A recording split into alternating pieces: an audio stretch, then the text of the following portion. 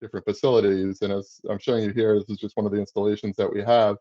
But a big core and focus of what we do, again, showing here single stream, but using this illustratively to show that we are dropping technology within facilities that are already existing. And the intent there is to be able to have the modularity so we can retrofit in different areas. So that allows us to apply this technology very quickly at both a speed as well as a kind of recognition of the value that it can bring.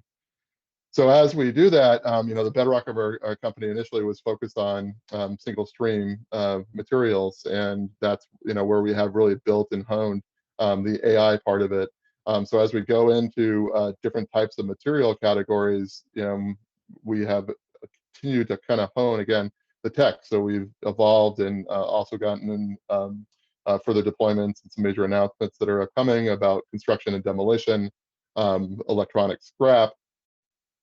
And now that's where we want to take our ability to now tackling the organics solutions that we know can first start with the removal of contamination within organic streams. But we are also looking at how we can continue to evolve this, and hopefully with further conversations with you and with the marketplace, how can we actually evolve this to further waste characterization within the organic space as we build out our further technology for certification of materials and bales, and as we're removing contamination, ensuring what that purity is. So ultimately, the achievement of compliance can be further validated.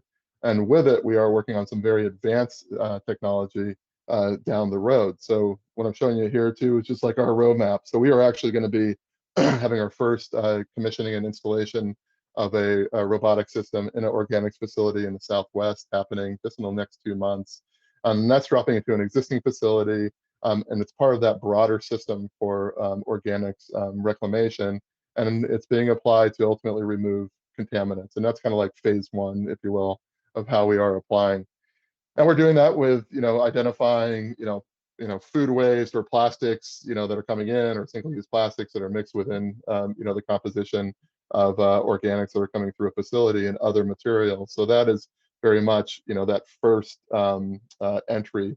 Now, beyond that, we're also working on other applications that gets into really a standalone material intelligence system in order to effectively audit different waste streams, and then provide more information throughout different parts of a facility in order to have greater intelligence, and ultimately not just achieve the audit, but ultimately a further certification of material that's coming out of a facility. And we're looking at applying that across verticals, including organics facilities.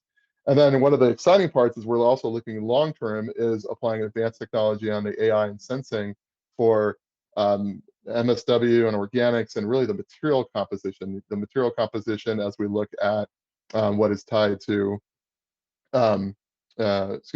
what is tied to energy that can be produced, calories, moisture, etc., to actually get into the heart.